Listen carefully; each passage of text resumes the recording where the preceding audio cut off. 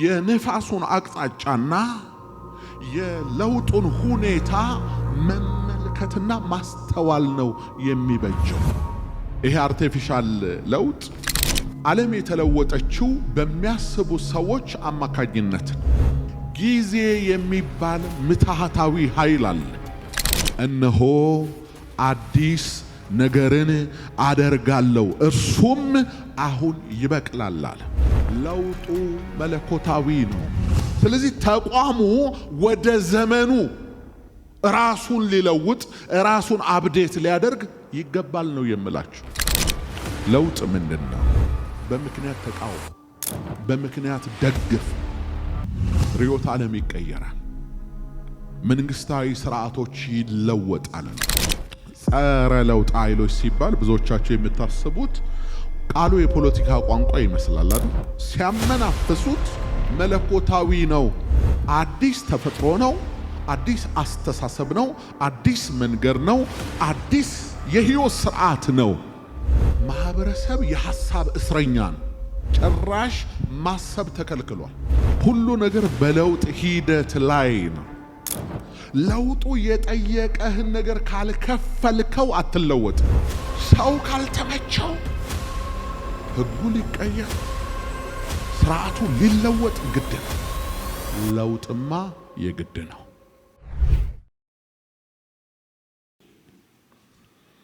ሃሌሉያ ሃሌሉያ። ለውጥ ለውጥ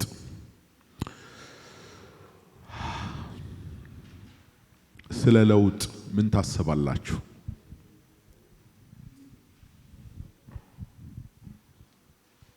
ስለ ለውጥ ምን ይገባችኋል?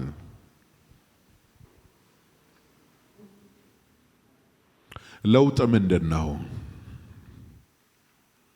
ዝም ብሎ ከመኖር ጥቂት እስቲ 1-2 ደቂቃ አስበን ከለውጥ ጋር በተገናኘ ደግሞ ቀጣይ የህይወት አቅጣጫችንን እስኪ እንቃኘው። ስለ ለውጥ ምን ታስባላችሁ?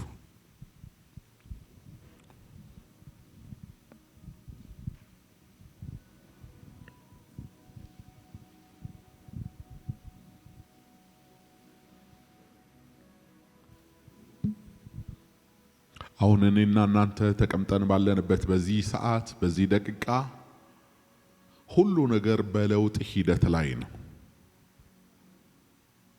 ሁሉ ነገር እየተቀየረ ነው። እጃችሁን ልባችሁ ላይ አርጋችሁ ስትሰሙት ልባችሁ እየቆጠረ ነው። ህይወት እየፈጠነ ነው። የእጆቻችሁ ሰዓት እየሄዱ ነው። ምድር በራሷ ዛቢያ እየተጣደፈች ነው። በዚህ ዓለም ላይ ያሉ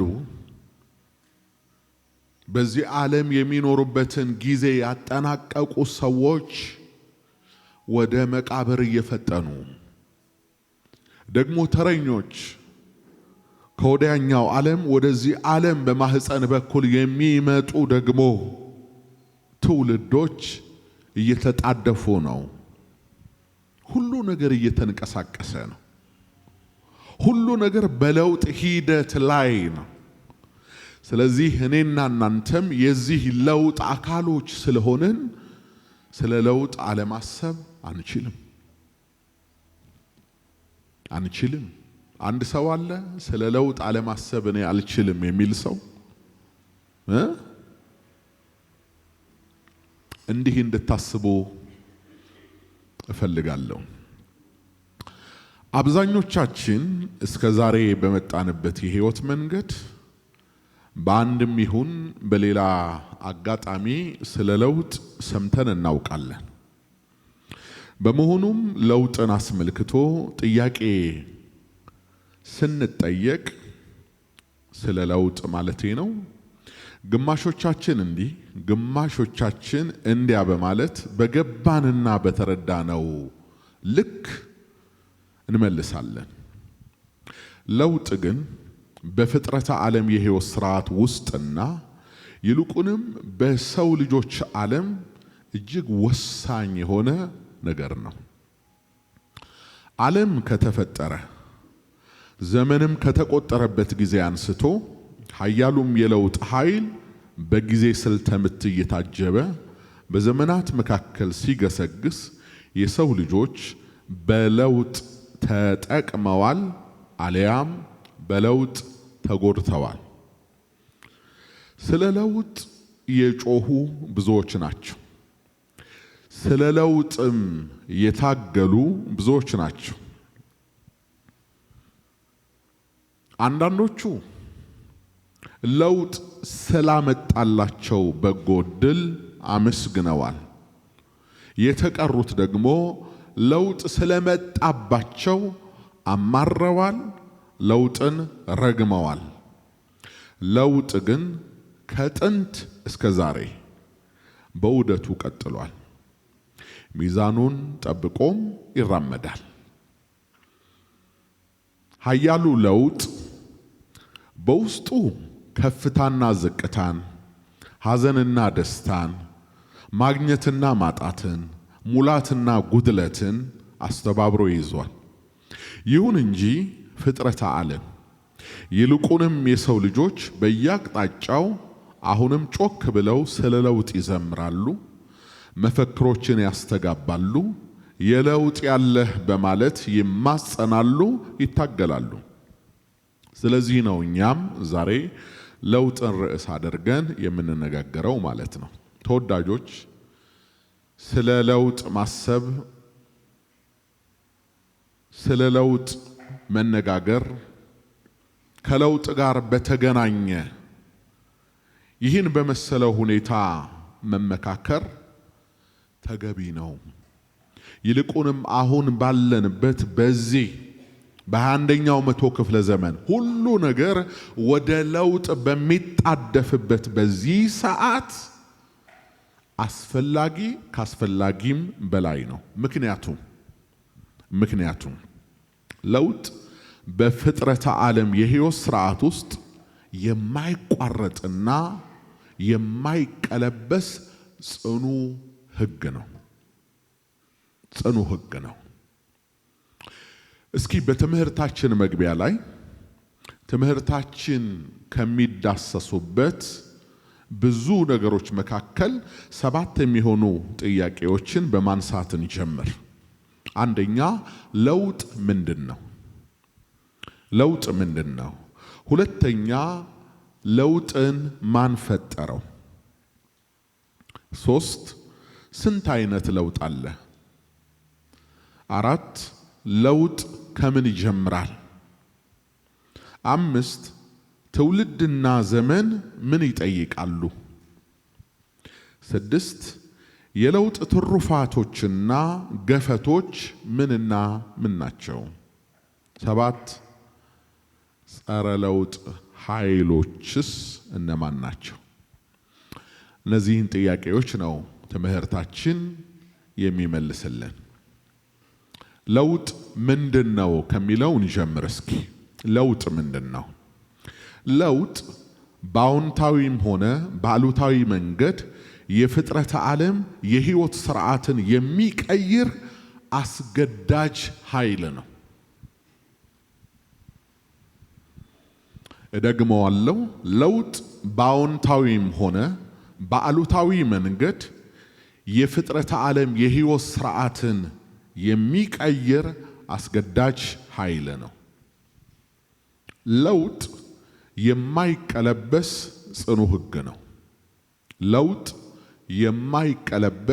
ጽኑ ሕግ ነው። ሁለተኛው ለውጥን ማን ፈጠረው የሚል ነው። ለውጥን የፈጠረው በአጭሩ የማይለወጠው እርሱ ግን ሁሉን የሚለውጠው ልዑል እግዚአብሔር ነው።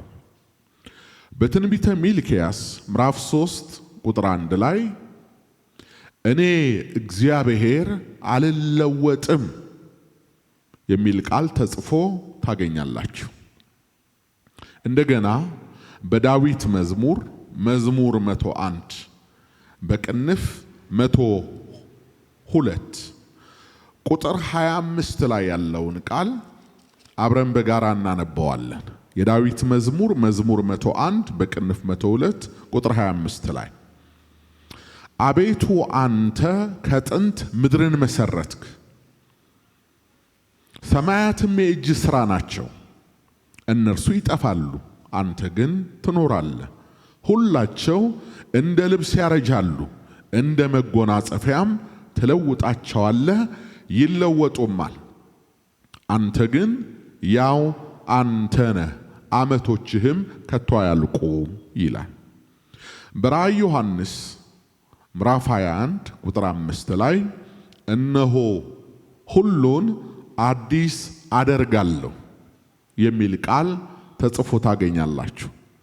እነሆ ሁሉን አዲስ አደርጋለሁ ባዩ የማይለወጠው ነገር ግን የፍጥረት ዓለም የሕይወት ሥርዓትን የሚለውጠው ቅዱስ እግዚአብሔር ነው።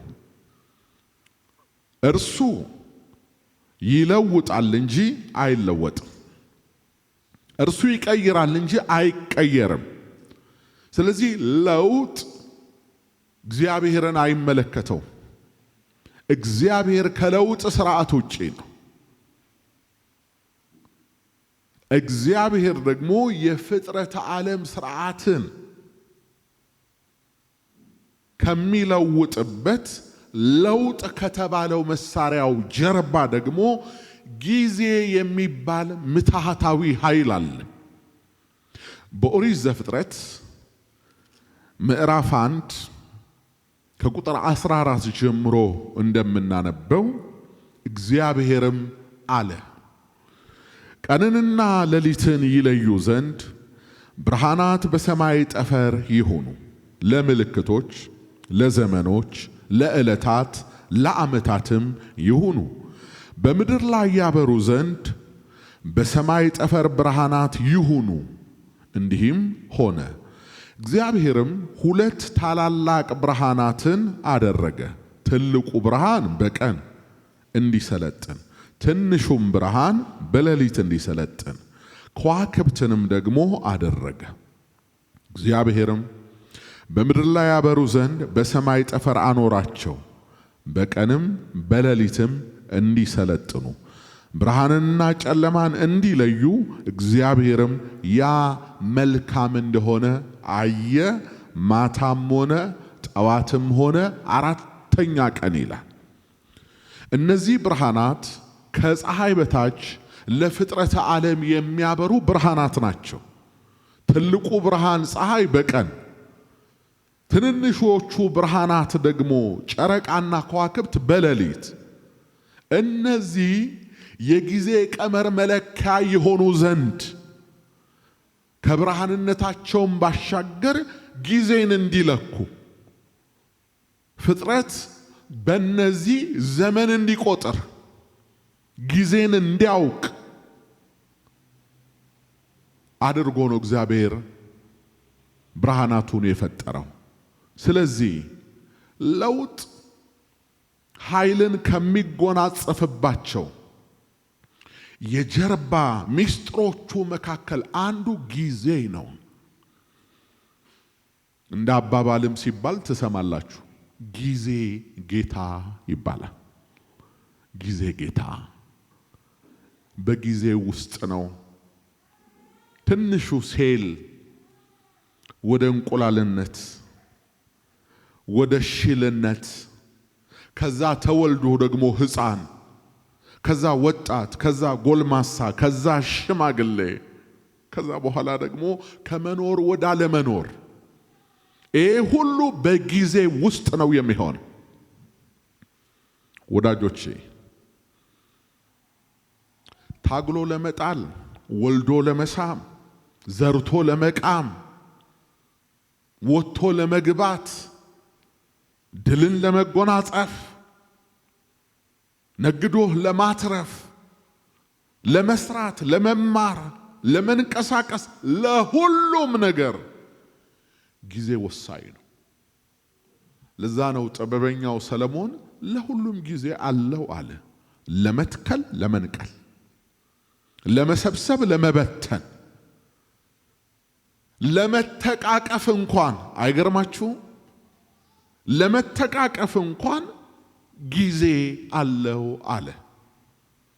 ስለዚህ ፍጥረተ ዓለም ሁሉ ከጊዜ ተጽዕኖ በታች ነው ያለው።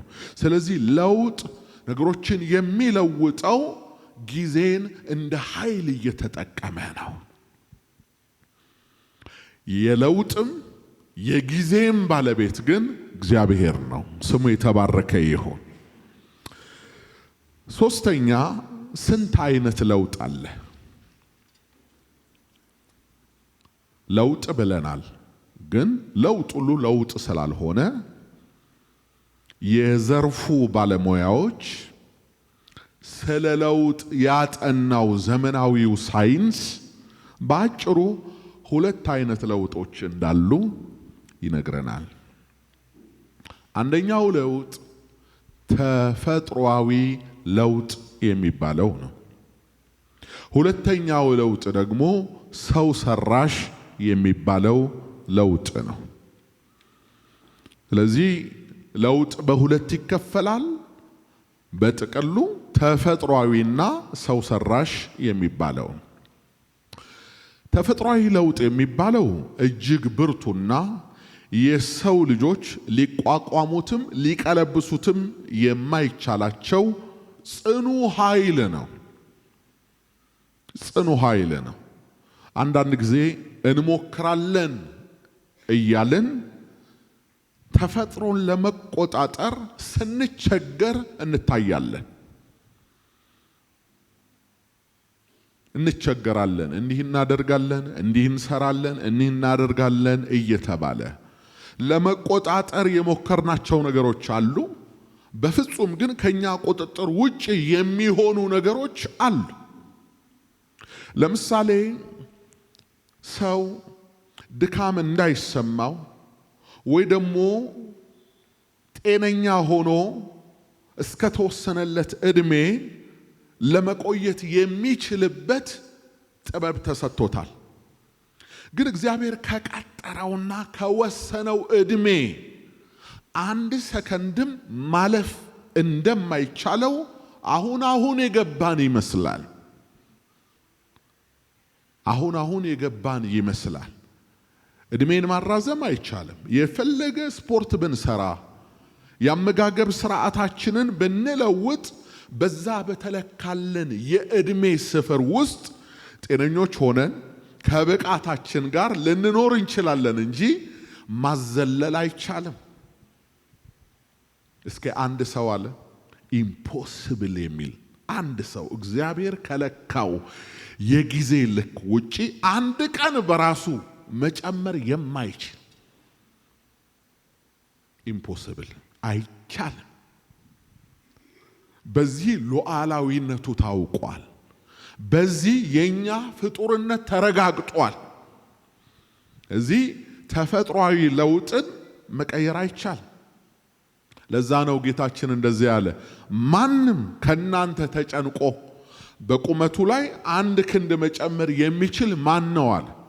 አጭሩን ሰው ማስረዘም በጣም አስቸጋሪ በየትኛውም ቴክኖሎጂ። ይህ ማለት ሰው ሰራሽ ሙከራዎች አይደረጉም እያልኳቸው አይደለም። ግን ማን እንደ ተፈጥሮ ጌታ ኢየሱስ ተጨንቆ ጥቁሩ ጸጉሩን ነጭ ማድረግ ወይ ነጩን ጥቁር ማድረግ ይችላል ወይ ብሎ ጠይቋል። ሙከራዎች ተደርገው ሊሆን ይችላል፣ ግን ማን እንደ ተፈጥሮ። ስለዚህ ተፈጥሯዊ ለውጥ የሚባለው አንደኛው ነው፣ በፍጹም ልንቀለብሰው የማንችለው። ሁለተኛው ሰው ሰራሽ ለውጥ የሚባል ነው፣ አርቲፊሻል። እንዲህ አይነቱ ለውጥ ያለው በሰው ልጆች እጅ ላይ ነው። ሰው ሰራሹ ለውጥ በእኛ መዳፍ ላይ ነው ያለው። የሰው ልጅ ከፀሐይ በታች አዎንታዊም ሆነ አሉታዊ ለውጦችን የማምጣት ብቃት አለው። ብንወድድ ምድራችንን ኤደን ገነት ልናደርጋት እንችላለን። ባንወድድ ደግሞ ምድራችንን ገሃነም ልናደርጋት እንችላለን። ስንቶቻችሁ ይህን ያህል መብት የሰው ልጅ እንዳለው ታውቃላችሁ? ይሄ አርቲፊሻል ለውጥ አንዳንድ ጊዜ ተቋማዊ ለውጥ እየተባለ ይጠራል። ተቋማዊ ለውጦች ሁሉ ያሉትም በሰው ልጆች እጅ ላይ ነው። በሰው ልጆች እጅ ላይ ነው። እንዳለ ከፀሐይ በታች ያለው ተቋም በሰው የሚመራው በሙሉ ሴኩላር በሉት፣ ዓለማዊ ውስጥ ያለው በሉት፣ መንፈሳዊ ውስጥ ያለው በሉት በሰው እጅ ላይ ነው ያለው። አንዳንድ ጊዜ በመንፈሳዊ ድንበር በመንፈሳዊ ተቋማት አካባቢ ያሉ ሰዎች መንፈሳዊውን ተቋም በእጃቸው ላይ ሆኖ ሳለ በእጃቸው እንደሌለ ለማስመሰል ሲሞክሩ ታያላችሁ። ሲያመናፍሱት መለኮታዊ ነው፣ የተከልነው አይነቀልም፣ ያስቀመጥነው አይንቀሳቀስም የሚል ምንችክ ያለ ሐሳብ አላቸው። በዚህ ምክንያት አንዳንዶች ተቋማዊ ለውጦች ላይ ቶሎ ለውጥ ከማድረግ ይልቅ ቶሎ ሁኔታዎችን ከመቀየር ይልቅ እስታክ አድርገው ዘመን አልፏቸዋል፣ ትውልድ ጥሏቸው ሄዷል። እነሱም ባሮጌና ባረጀ አስተሳሰብ እዛው የድሮ ማንነታቸው ላይ ተቸንክረው ቀርተዋል። ለምን? ይህንን ተቋም ይህንን ስርዓት አንቀይረውም ብለው ማለት ነው። እውነት እነዚህ ተቋማት ሁሉ ዛሬ ነገራችንን አናስነካውም። እነዚህ ነገሮች ዶግማ ናቸው። ዶግማ ማለት የማንለውጠው የማንቀይረው ማለት ብለን ያስቀመጥናቸውን ነገሮች እውነት እኛ እንደምንለው ሰማይ ያውቃቸዋል ወይ? መጽሐፉስ መስክሮላቸዋል ወይ ነው? ወይስ ዝም ብለን ይሄ የቀደመ ስርዓት ነው፣ ከአባቶቻችን ዘመን ጀምሮ ሲወርድ ሲዋረድ የመጣ ነው፣ ይሄን ለመለወጥ መሞከር የመለኮትን ዙፋን መነቅነቅ ነው፣ ይሄን ለመቀየር ማሰብ መናፍቅነት ነው፣ ጥፋት ነው እያሉ ሸሚዝ መሰብሰቡ በእውኑ ምስክርነት አለው ወይ? ያዋጣል ወይ? እንደዚህ ሁኔታዎች ሁሉ በአይን ጥቅሻ እየተለወጡ እየተቀየሩ ነገሮች ወደ ፍጻሜያቸው እየተጣደፉ ባሉበት በዚህ ዘመን እንዲህ ማሰባችን ትክክል ነው ወይ? ራሱስ እግዚአብሔር የማይለወጠው እግዚአብሔር ከራሱ ማንነት ውጪ ሁሉ ነገር እንደሚለወጥ አልተናገረም ወይ? በቅዱስ መጽሐፍ የተጻፈው ይህንን ነው። አሁን ቆመን እንኳን ባነበብነው የመጽሐፍ ቅዱስ ክፍል ውስጥ በኢሳይያስ 43 ቁጥር 18 ላይ የተጻፈውን ቃል ስትመለከቱ እንዲህ ነው የሚለው። ኢሳይያስ 43 ቁጥር 18 እግዚአብሔር እንዲህ ይላል፣ የፊተኛውን ነገር አስተውሉ፣ የጥንቱንም ነገር የፊተኛውንም ነገር አታስተውሉ፣ የጥንቱንም ነገር አታስቡ። እነሆ አዲስ ነገርን አደርጋለሁ፣ እርሱም አሁን ይበቅላል አለ። ይኸው የሰራዊት ጌታ እግዚአብሔር እንዲህ ይላል። ምን ይላል? የጥንቱንም ነገር ምን በሉ? አታስተውሉ። አታስተውሉ። ምን እያለን ነው? የጥንቱን አታስተውሉ ማለት ስለ ጥንት ሚሞሪ አይኖራችሁ እያለ ነው ወይ? በጭራሽ። የጥንቱን ነገር እየነቀፈ ነው ወይ? አይደለም። እና ምን እያለን ነው? ምን እያለን? ወደፊት ተራመዱ እያለ ነው። አሁን ላይ አተኩሩ እያለን ነው። የጥንቱ ፊተኛውንም ነገር አታስተውሉ፣ የጥንቱንም ነገር አታስቡ አለ። ጭራሽ ማሰብ ተከልክሏል። የጥንቱን ነገር አታስቡ። ምንድነው እንዳያስቡ የተከለከሉት? ከዚህ በፊት ያሳለፉት መጥፎ ትዝታ፣ ከእግዚአብሔር የተለያዩበት ከአሕዛብ ጣዖታት ጋር የተጋቡበት እስራኤል እንደ ሕዝብ የተዋረዱበት ያ የውርደት ታሪካቸውን እያስታወሱ ዛሬን መቆም አቅቷቸው ለነገ ማለም ተስኗቸው በዘመናቸው እንዳይቸገሩ እንዳይፍገመገሙ እግዚአብሔር እንደዚህ ብሎ ተናገራቸው። ምን ብሎ ተናገራቸው? የፊተኛውን ነገር አታስተውሉ፣ የጥንቱንም ነገር አታስቡ ነው። ይህ ማለት ታሪክ አጥፉ እያለ አይደለም። ቀድሞ የተሰራውንም ስራ ዘንጉ እያለ አይደለም። ልብ ብላችሁ እንድትሰሙኝ ያስፈልጋል። እግዚአብሔር በዚህ ውስጥ ግን ማስተላለፍ የፈለገው አምላክ ያ ታሪክ መጥፎ ነው፣ መጥፎም ባይሆን መልካም እንኳን ታሪክ ቢሆን ያንን የሚያስንቅ አዲስ ታሪክ የምሰራ እኔ አለሁ እያለ እየተናገረ ነው። የአዲስ ነገር ምንጭ እግዚአብሔር ነው። እግዚአብሔር በራሱ ማለዳ ማለዳ አዲስ ነው። የሚሰራውም በትውልድ መካከል አዳዲስ ነገር ነው። በሙሴ ዘመን ባህር የከፈለው በእንጨት ነው። በኢያሱ ዘመን ደግሞ ባህር የከፈለው በዝማሬ ነው። ስለዚህ አንዳንድ ጊዜ በእንዲህ ተደርጓልና ያንኑ ነገር እናስቀጥላለን የሚል የሰው አይምሮ ነው። ይሄ ተራራውን የሚዞሩ ህዝቦች አስተሳሰብ። እግዚአብሔር አዲስ ነገር እንደማያደርግ አዲስ ነገር እንደማይሰራ እዛው ስታክ እንዳደረገ የሚያስቡ አልኳችሁ እኮ በሙሴ ዘመን ባህሩን በእንጨት መጥቶ ከፈለው። በኢያሱ ዘመን ደግሞ ያን የሙሴን እንጨት ተሸክመው ወዲያ እንዳያደርጉት እሱም በወርቀ ዘቦ ሸፍነው ተሸክመው ደግሞ እንዳይዞሩት በዝማሬ ደግሞ ባህሩን ከፈለው። ይሄን ዝማሬ ደግሞ እነሱ ዶግማ አርገውት ባህር በተገኘ ቁጥር ወዮዋ እንዳይሉ ደግሞ በኤልያስና በኤልሳ ዘመን ደግሞ በጨርቅ በቃ እግዚአብሔርን ስራ ሸምድደህ ጽፈ እንደዚህ ነው ከዚህ ቀጥሎ እንደዚህ ነው ልትለው አትችልም። እንደወደደ ይሰራል፣ እንደወደደ ያደርጋል። ለዚህ በተቋማት ውስጥ ያሉት ለውጦች በሰው እጅ ላይ ናቸው። ለሰው ነው ተቋማቱ የተተከሉት። ለሰው ነው አገልግሎት የሚሰጡት። ሰው ካልተመቸው ሕጉ ሊቀየር ስርዓቱ ሊለወጥ ግድ ነው። እግዚአብሔር ከሰማይ የወረደለት ሰው ክቡር ነው። የተቸነከረለት የቆሰለለት የደማለት ሰው የሞተለት ሰው ክቡር ነው። ለሰው ነው ሁሉ ነገር የሚሆነው።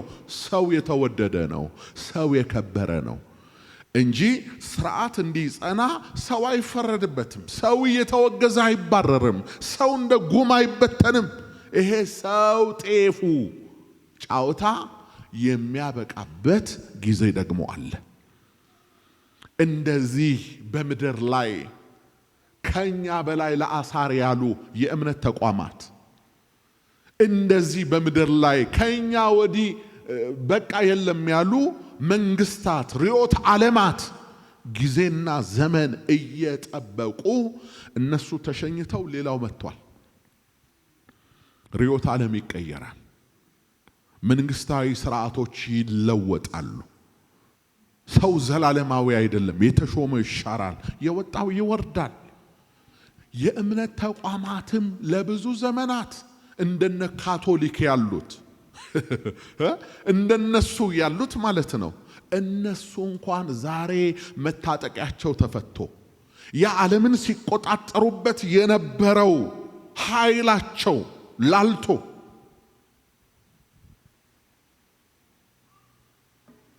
ይኸው በአንድ ጠቅልለው እንዳልገዙት ዛሬ የሰው ያለ እያሉ መቅደሶቻቸው ባዶ ሆኑ፣ አዳራሾቻቸው ባዶ ሆኑ።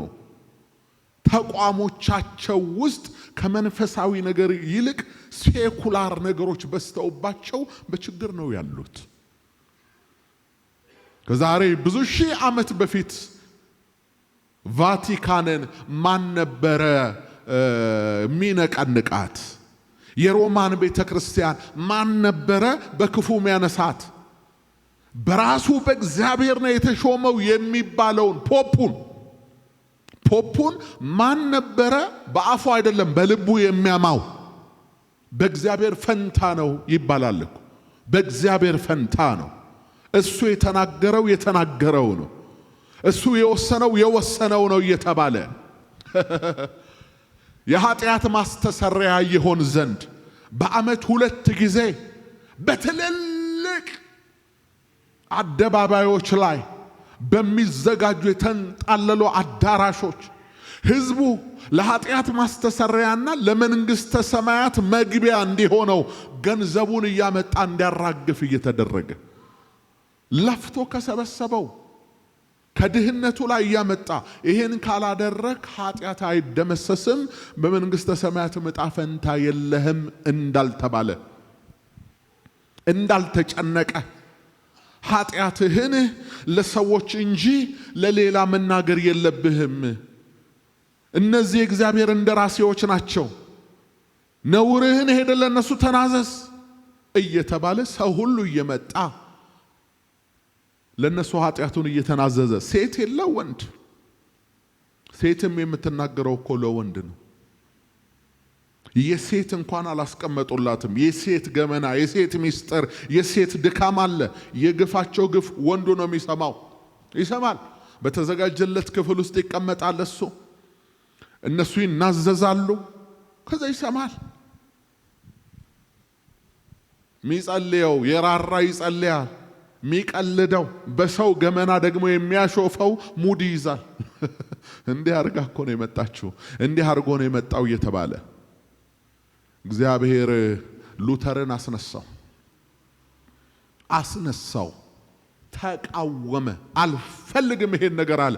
99 የመቃወሚያ ጽሑፎችን ግንባቸው ላይ ለጥፎ ጣላቸው። አሳደውት ጀርመን ድረስ ገቡ። ግን ይገርማቸዋል። እግዚአብሔር ለውጥ ማድረግ ከፈለገ የእግዚአብሔርን ለውጥ ማንም ሊያስቆመው አይችልም። በየትኛውም መንገድ ማውገዝ አይደለም። ሰውየውም ብትገለው ለውጡ ከሰማይ ከሆነ አይቆምም። በቃ አይቆምም። ምን ልታደርገው ትችላለህ? አሁን እኮ ትርምሱ ለውጥን መከላከል ነው። እንዴት ይሆናል? ይሄ ታላቅ አውራቂስ ነው። ብርቱ አውሎ ንፋስ ነው። ክንድ ይገነጥላል። የተቃወመውን ሁሉ እንደ ቅጠል እየጠረገ ይወስደዋል። የንፋሱን አቅጣጫና የለውጡን ሁኔታ መመልከትና ማስተዋል ነው የሚበጀው። አለበለዛ ከባድ ነው የሚሆነው። ሌላውን የጠረገ አውሎ ንፋስ አንተንም ይጠርግሃል።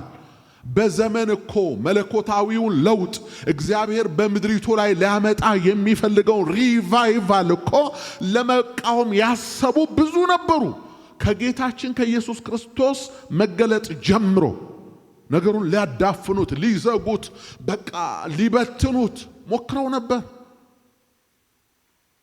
ወንጀለኛ ነው ብለው ሰቅለው ገድለው መቃብሩ ላይ ደግሞ ትልቅ ግጣም ድንጋይ አድርገው ቀብረውት በቃ ጨረስን።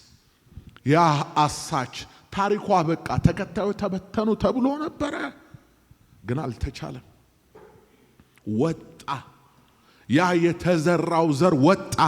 በጊዜውና በሰዓቱ መብቀል ጀመረ። የተማሩትን ሲያሳምጹበት መሐይሞችን ሰበሰበ። አሳ አጥማጆችን፣ እረኞችን ሰበሰበ። ስልጣን ያላቸውን ሲያሳምጹበት ተራ ሴቶችን ሰበሰበ።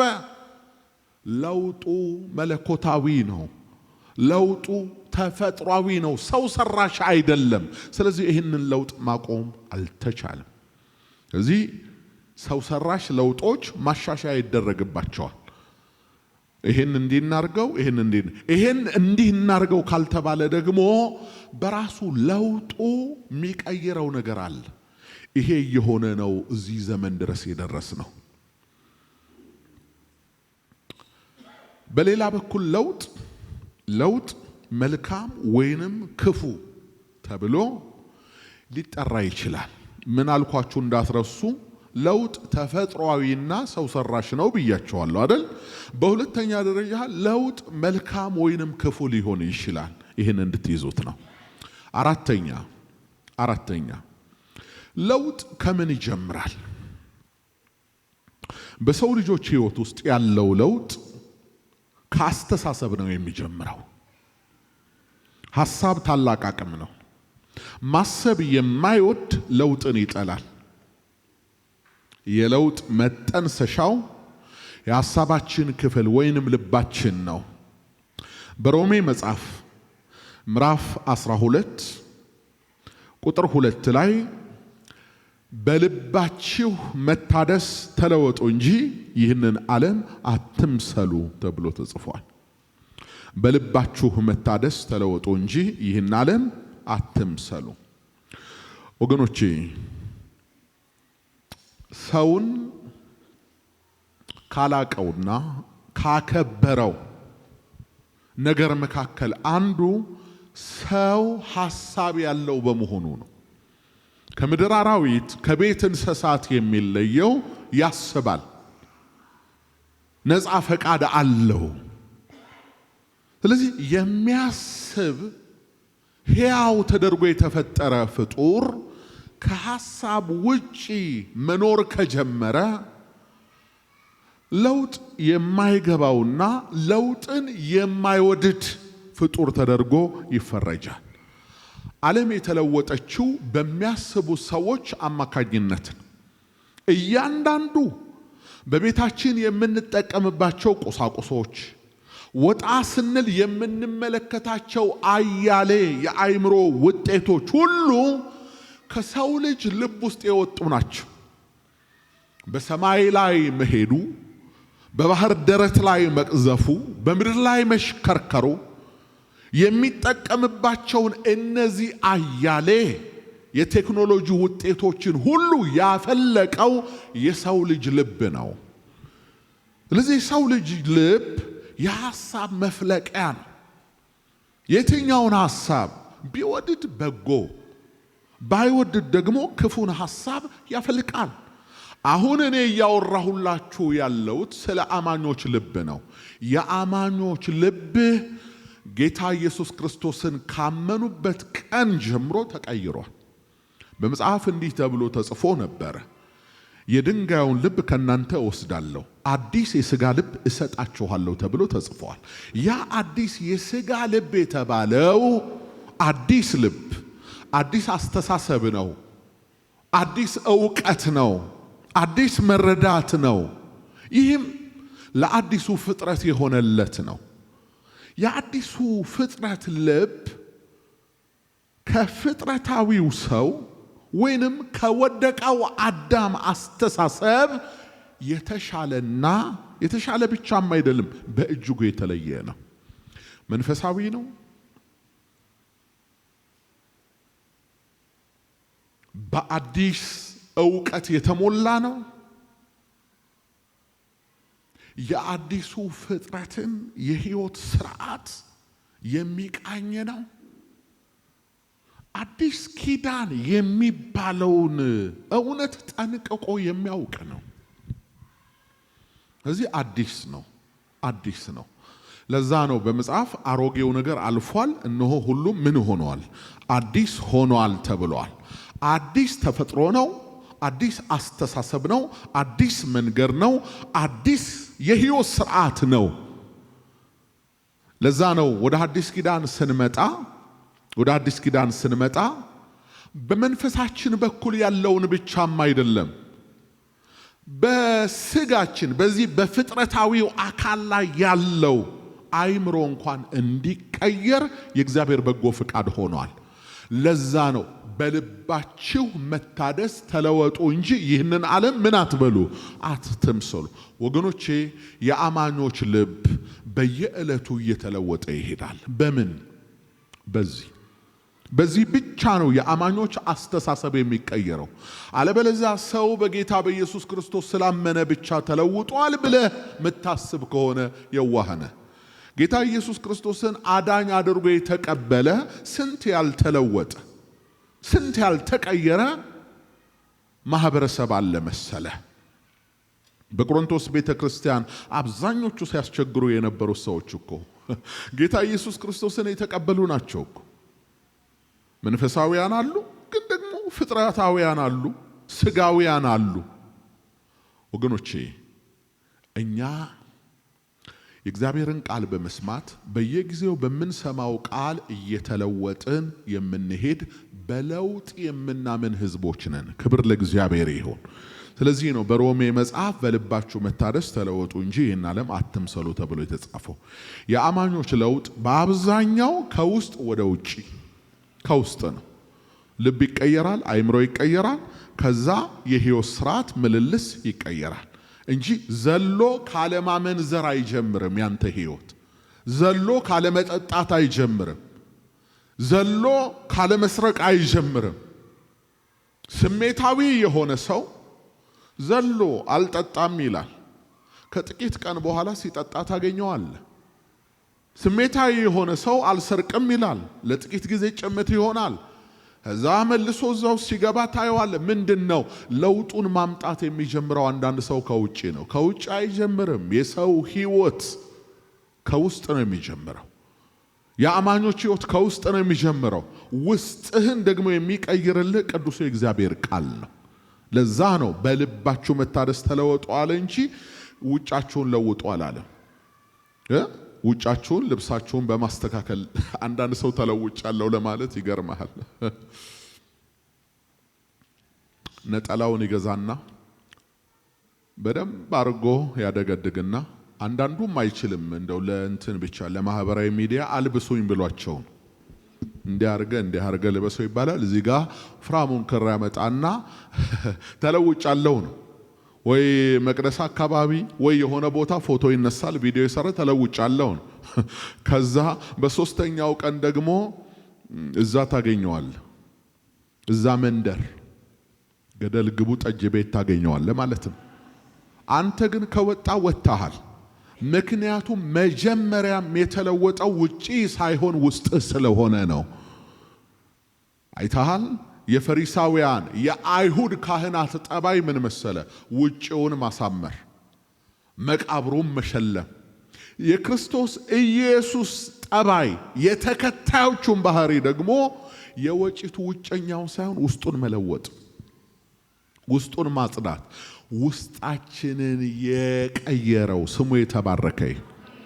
የፊተኛው ታቦት በውስጥና በውጪ በወርቅ የተለበጠ ነበር ይላል አይደለም? አዎ። አሁን ታቦቱ ለክርስቶስ የሐዲስ ኪዳን መቅደሶች የመንፈስ ቅዱስ ማደሪያዎች የሆነን እኛ ለውጡ የሚጀምረን ከውስጥ ነው። ውስጥ ተለወጠ ማለት ውጭህ ላይ ለወጥ አይቻልም። ይሄው ዓለም የሚያየውን ስሙ የተባረከ ይሁን። አምስተኛው ትውልድና ዘመን ምን ይጠይቃሉ? ትውልድና ዘመን ምን ይጠይቃሉ? ምን ጊዜም ትውልድና ዘመን በጋራ የሚጠይቁት ነገር ቢኖር ለውጥን ነው። ለውጥ ነው የሚጠይቀው። ዘመን ሲመጣ ለውጥ ይጠይቃል። አንድ ዓመት በእድሜያችሁ ላይ ሲጨመር ለውጥ ይጠይቃል። የምን ለውጥ? አጠቃላይ ለውጥ። የጫማ ቁጥር ለውጥ ይጠይቃል። የልብስ ሳይዛችሁ ይለወጣል። የምትማሩበት ትምህርት ቤት ደረጃውን ይጨምራል። የምትሳፈሩበት ተሽከርካሪ በእናንተ ላይ እንትኑን ቢሉን ይጨምራል። በቃ ለውጥ አለ፣ ለውጥ አለ እና ትውልድ ለውጥ ይጠይቃል። ዘመን ለውጥ ይጠይቃል። ዘመን ሲመጣ እንደ ድሮ አንኖርም። ልጆቻችንም እንደኛ ዘመን ሊኖሩ አይችሉም። ሁሉ ነገር ተቀየ። እኔ ያደግኩት እንዲህ ነው እንዲህ ነው እንዲህ ነው ብትለው የዛሬ ልጅ አይሰማ። አዳሜ በጦሮሾ አድጓልና በሽልጦ አድጓልና አሁን ያለውን ልጅ ይሄን ጦሮሾ ካልበላ ብትለው በዘንግ አይነካውም። በእጁ አይደለም በዘንግ። እሱ የለመደው ፒዛ ነዋ። ቂጣው ላይ ቲማቲም ተደርጎ አዳሜ በሞጋ ይሄ በበረባሶ አድጓልና ያሁኑን ልጅ በዚህ ሂድ ብትለው አይሆንም። አይታል። ይሄን ያመጣው ምንድነው? ያንተ አቅም እኮ አይደለም፣ ዘመን ነው ያመጣው። አቅምህ ምናልባት እንደ ድሮ ሊሆን ይችላል። ዘመኑ ግን ይሄን ጠየቀ። ስለዚህ ዘመኑ የሚጠይቀውን ማቅረብ የማትችል አይነት ከሆነ ዋጋ ትከፍላለህ። ዋጋ የሚያስከፍል ለውጥ ነው እንዴ። እኛ በየኔታ አግዳሚ ላይ ቁጭ ብለን ሀ ለ የሚል ፊደል ይዘን በጠርሙስ ውስጥ የሆነ አተርና ባቄላ ከተን ቁንጮ ተላይተን ማንገቻ ያለው ቁምጣ አርገን ከኋላ የተቀደደ ልብስ ለብሰን ፀሐይ ደመቀች እያልክ ተምረሃልና አሁን ያንተም ልጆች ያን ሪትም ጠብቀው ይቀጥላሉ ማለት አይሆን። ተቀይሯል፣ ተለውጧል። ከክፉ ነገር ውጪ በጎ የሆነውን ነገር ለትውልዱ ማድረግ ይገባል። ይሄን ለውጥ ደግሞ የማይረዱ ሰዎች ዘመኑ ነው ጊዜው ነው በማለት ደግሞ ለልጆቻቸው መጥፊያ መሳሪያ ሲሰጧቸው ታያላችሁ። ይሄ ደግሞ ክፉ ለውጥ ይባላል። ልጆቻችሁ የማያድጉበት አይምሯቸው የማይቀየርበት ለነሱ ምንም ትርጉም የሌለውን ነገር በውድ ገንዘብ እያመጡ መስጠት ማለት ይሄ ለውጥ አይደለም። ሌላ ስም የሚሰጠው ነገር ነው። ግን እንደ ጊዜው እንደ ዘመኑ ለልጆቻችሁም ለናንተም የሚገባችሁ ነገር ይገባችኋል። ዘመን ነው። እግዚአብሔር ይመስገን። ምንድነው? ዘመን ነው። ሐዋርያት በእግር ሄደው ሰበኩ። ሐዋርያት በመርከብ ዞረው ሰበኩ። በዚህ ዘመን ያለው አገልጋይ ደግሞ በመኪና በአውሮፕላን እንዲሄድ የፈቀደለት ተቋም አይደለም፣ ዘመን ነው። ስለዚህ ተቋሙ ወደ ዘመኑ ራሱን ሊለውጥ ራሱን አፕዴት ሊያደርግ ይገባል ነው የምላችሁ እንጂ ድሮ እኮ እንዲህ አልነበረም እየተባለ በስሮቻችን ያሉ አገልጋዮችን ሁሉ እንድንጫን አልተፈቀደም።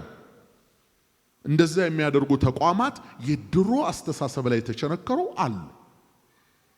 ትላንትና የአገልግሎት አበል 50 ብር ሊሆን ይችላል በጃንሆይ ዘመን።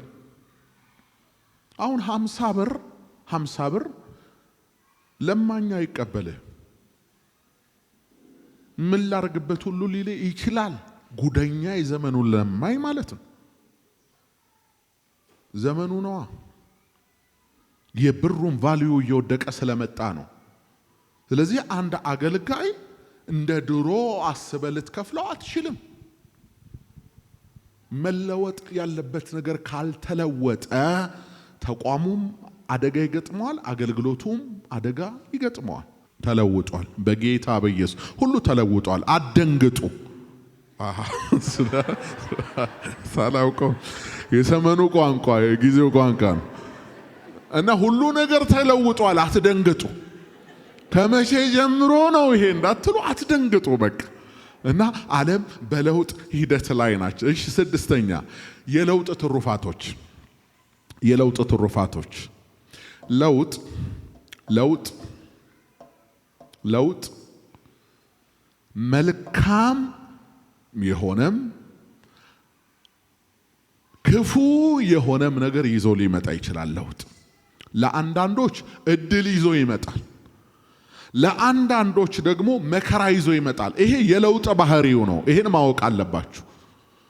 ለምሳሌ በአንደኛ ሳሙኤል ምዕራፍ 17 ላይ ስትመለከቱ እስራኤል ከጎልያድ መገለጥ የተነሳ ተጨንቆ ነበረ፣ ተሰቃይቷል። እሺ፣ ከጎልያድ መምጣት የተነሳ የተጨነቀው ሕዝብን ለማሳረፍ ዳዊትን እግዚአብሔር አስነሳው። ዳዊት መጣ። ምንድነው ብሎ ጠየቀ። ግርግር ነው፣ ነውጥ ነው። ይኸውላችሁ ነውጥ ያለው ለውጥ አለ፣ ነውጥም የሌለው ደግሞ ለውጥ አለ። አሁን በእስራኤል የነበረው ለውጥ ነውጥ ይዟል። ህዝቡ ይተራመሳል፣ ከከተማ ይሸሻል፣ ይደበቃል። ወታደሮቹ ጦር ሜዳ ይሄዳሉ፣ ተጨንቀዋል። ምንድነው ብሎ ጠየቀ። አልሰማህም?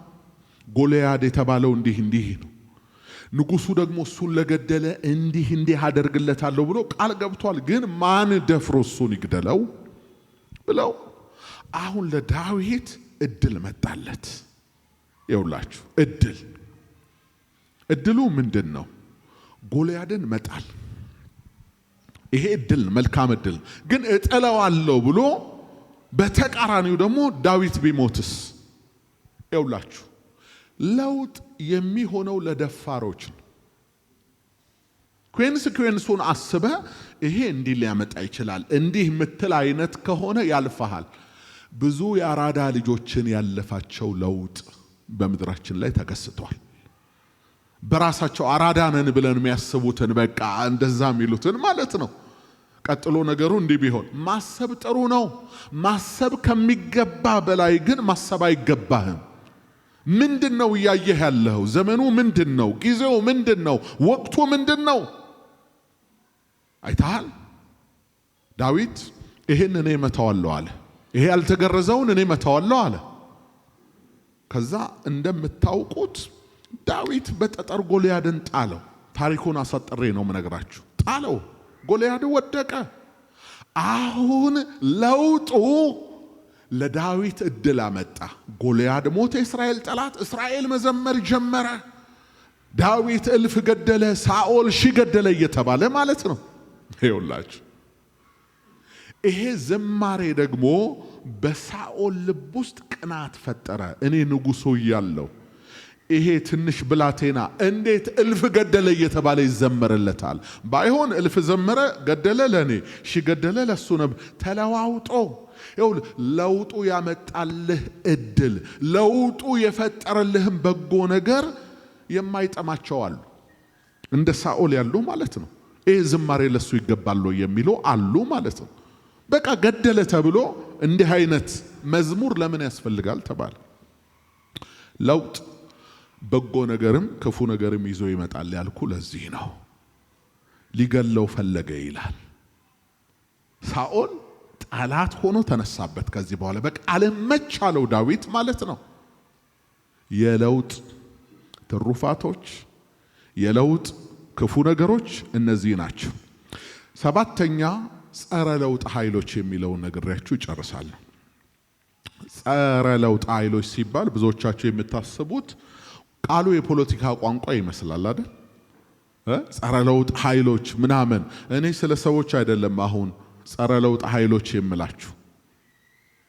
የለውጥ ተግዳሮቶች ለውጥ ወደ እናንተ ህይወት ውስጥ እንዳይመጡ የሚያደርጉ ኃይሎች አሉ። አንደኛው ፍርሃት ነው። ፍርሃት የለውጥ ጠላት ነው። ለውጥ በራሱ ቻሌንጅ ነው። ለምሳሌ እኮ ተነስታችሁ ገላችሁን ለመታጠብ የሆነ ነገር ልትለውጡ ነው አይደለም? ቀዝቃዛውን ውሃ ለመድፈር ወይ ተነስታችሁ ልብሳችሁን አውልቃችሁ ለመታጠብ አይምሯችሁ መፍቀድ አለበት። አለበለዚያ ሰውየው ሳይታጠብ ሳምንት 15 ቀን ወር ሊቆይ ይችላል። ለውጡ የጠየቀህን ነገር ካልከፈልከው አትለወጥ። ክብደት መቀነስ የምትፈልጉ ሰዎች ለውጡ ምን ጠይቋል ነው? ምግብህን መቆጣጠር፣ እንቅልፍህን ትተህ ለሊት ተነስተ መሮጥ፣ ስፖርት መስራት፣ ይሄን ጠይቋል። ይሄን ካልሰጠኸው ለውጥ ወደ አንተ አይመጣም። እንዳትሰሟቸው። ይሄ በአንድ ሳምንት በአንድ ወር ትቀየራለህ ይሄን ብላ እያሉ የሚለፈልፉ አሉ በየሚዲያው። በዛ ለውጥ አይመጣም። ለውጥ ኮሚትመንት ይጠይቃል። ለውጥ የሚጠይቅህን መክፈል አለብህ። የሚጣፍጥህን ምግብ አልበላም ማለት፣ ከእንቅልፍህ ባልደህ መንቃት፣ እየከበደህም ወደ ጂምናዚየም መሄድ። ከዛ በኋላ ነው ሰውነት የሚስተካከለው። በአስማት አይስተካከልም። ይሄን ጠጣ ይሄን ብላ በሚሉ ደግሞ እንትኑን ከየት እንዳገኙት ይሄ የሥራ ፈቃዳቸውን ከየት እንዳገኙ የማይታወቁ ሰዎች ዝም ብለው ትንተና ይሰጣሉ። የዶክተር ጋዋን ለብሰው በሱ ለውጥ አይመጣም። እዚህ የለውጥ ጠላት ፍርሃት ነው። ፍርሃት አስወግድ። ፍርሃት ካንተ ህይወት ውስጥ አውጣ። ሞክር። የማይደፈረውን ድፈር። አሁን መነገድ የሚፈልጉ ሰዎች አሉ። የሀገራችን ነጋዴዎች አንድ አይነት ነገር ብቻ ነው እድሜ ልካቸው የሚነግዱት። ይኸውልህ አያትየው ጨው ነጋዴ ከሆነ ልጁም የልጅ ልጁም ጨው በረንዳ ነው ያለው። ሄደ ቼክ ማድረግ ትችላለህ። ከ20 ጀምሮ አያትየው ማር ነጋዴ ከሆነ ዘሩ ማር ነጋዴ ነው የሚሆነው። እንደው ታዘበኝ፣ ማርና ጠጅ አብሮ ነው የሚሄደው አይደለም? ማር ነጋዴ ጠጅ ቤት እንኳን አይከፍትም፣ እዛው ማሯ ላይ ነው የሚነግደው ማለት ነው። ምንወራረሰው አይታል። ምክንያቱም በአያት የተሞከረ በአባት ቼክ የተደረገ ከድሮ ዘመን ጀምሮ ቤተሰቡን ያስተዳደረ ቢዝነስ ነው ይሄ ተብሎ ተሞክሯል። ስለዚህ ያ ቤተሰብ አዲስ ነገር መሞከር አይፈልግም፣ ይፈራል። ጨርቅ ከነገደ ጨርቅ ነው የሚነግደው። ወጣ ብለ የሆነ ነገር ልስራ ካልክ የሚያስፈራራ ሰው ብዛቱ። ከቅርብ ጊዜ በፊት መኪና እንኳን ስንገዛ ተመሳሳይ ጎረቤት ሄደን ጠይቀን ነዳይ ትበላለች። ከለር እንኳን ሲልቨር ነበረ። አሁን እግዚአብሔር ይመስገን ብዙ አይነት መኪኖች። ይሄ የለውጥ ባህሪ ነው። በቃ እሷ ናት ተመሳሳይ የሆነ ከለር ማለት ነው።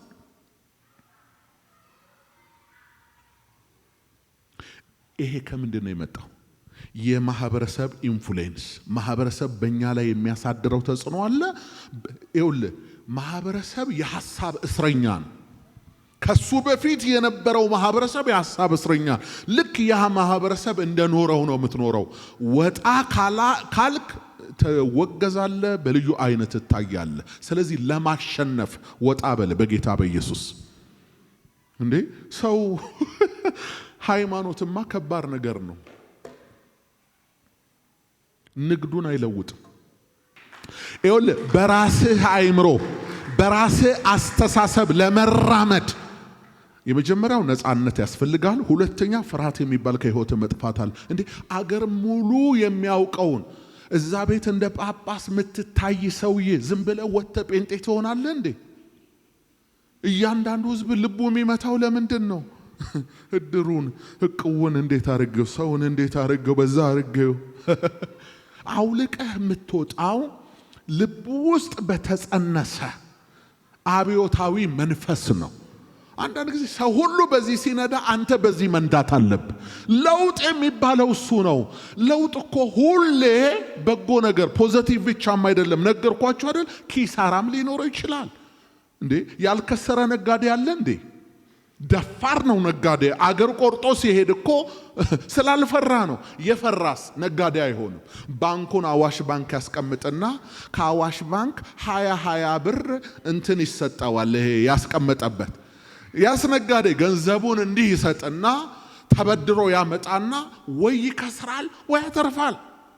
ለውጥ እነዚህ ሁለት ነገሮች ይዞ ነው የሚመጣው። በጎም ነገር ክፉም ነገር ያመጣል ማለት ነው። ጸረ ለውጥ ኃይሎች አንደኛው ፍርሃት ነው። ፍርሃትን የሚወርደው ደግሞ ድንቁርና ነው። ኢግኖራንስ፣ አለማወቅ። መረጃ ከሌለ ስትፈራ ነው ቀኑን ሙሉ የምትውለው። ስለዚህ ድንቁርናም በእውቀት እንድተኩት ነው። ሁለተኛው ምቾት ነው። ምቾት ኮምፈርት ዞን ማለት የለውጥ ጸር። የለውጥ ዘር ምቾትህን ካልጠላ አትለወጥም። አሁን ይሄ ኑሮ የተመቸው ሰው አለ፣ በእግር መሄዱ በጣም የተመቸው ደም ብሎ ይሸከሽከዋል ከዚህ ስቴዲየም ድረስ። ተሽከርካሪ ስለመግዛት አያስብም፣ ቢያስብም አያቅድም። በእቅር ነው፣ በሐሳብ ብቻ አይገዛም። እቅር ነው፣ ከዛ በኋላ አፈጻጸም አለው ማለት ነው። ተሽከርካሪ ለመለወጥ ወይ ቤት ለመስራት ኑሮ ለማሻሻል እንዴ እነዚህ ነገሮች ሊያስጨንቁ ይገባል። ወንደላጤነትህ ከተመቸ ኮምፈርት ዞን ነው። ወንደላጤነት አታገባም። የሚጨቀጭቅህ የለም። ራስህን ነው የምታስተዳድረው። ካልሲ ቢታጠብ አይታጠብ፣ ፓካውት ቢታጠብ ቤት ውስጥ ማንም አይገባም። የወንደላጤ ቤት በጣም ይሄ ተመችቷል ማለት ነው። ይሄ ሽታ ተመችቷል። ምን ነው ሴቶች ሰላም? እና ይሄን ካልጠላኸው አትለወጥ።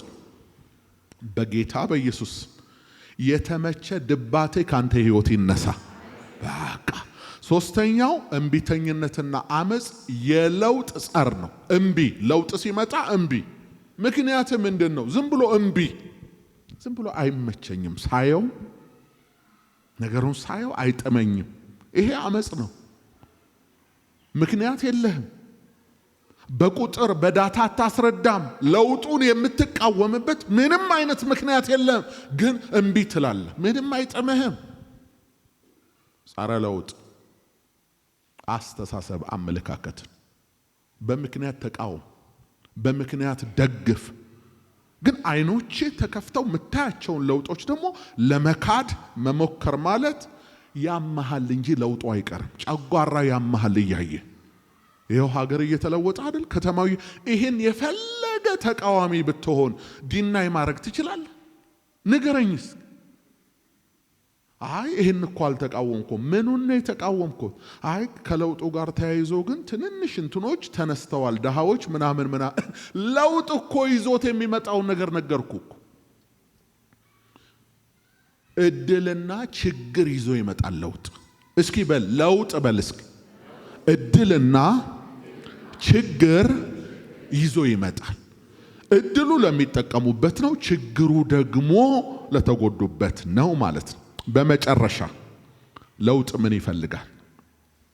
በመጨረሻ አንደኛው ፍላጎት፣ ምንም ነገር የሚጀምረው ከመፈለግ ነው።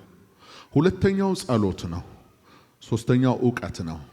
አራተኛው ቆራጥ እርምጃ ይፈልጋል። ታውቃላችሁ፣ በንቁ አእምሯችን እናስባለን፣ በድብቁ አእምሯችን ደግሞ እናምናለን። በሰውነታችን ደግሞ ሪአክት እናደርጋለን ወይ ግብረ መልስ አለው። ግብረ መልስ አለው። እርምጃ፣ ቆራጥ እርምጃ ደግሞ ስንወስድ ነገሩ አካል ይይዛል፣ ውጤታማ ያደርገናል። ለውጥማ የግድ ነው። እስኪ በል ለውጥ የግድ ነው። በስራ፣ በትዳር፣ በባህሪ፣ በእንቅስቃሴ፣ በሁሉ ነገር ለውጥ የግድ ነው ወገኖች። ዓለም ተለውጧል። ዓለም እየተለወጠ የጥንት ጥሩ ነው፣ የድሮ ጥሩ ነው፣ የአባቶቻችን ጥሩ ነው። መልካሙን ነገር ይዘን እንቀጥላለን፣ የጎደለውን ነገር ደግሞ እንጨምርበታለን። አዲስ ነገር ሲመጣ ደግሞ ከአዲስ ነገር ጋር ለመላመድና ለመግባባት ወገባችንን የሚይዘን ነገር ከናንተ ላይ የተነሳ ይሁን። በጌታችን በኢየሱስ ክርስቶስ ስም ይሄ ቃል በልባችሁ ላይ ይታተም። አዎንና አሜን በሆነው በጌታ በኢየሱስ ክርስቶስ ስም ጸለይኩ።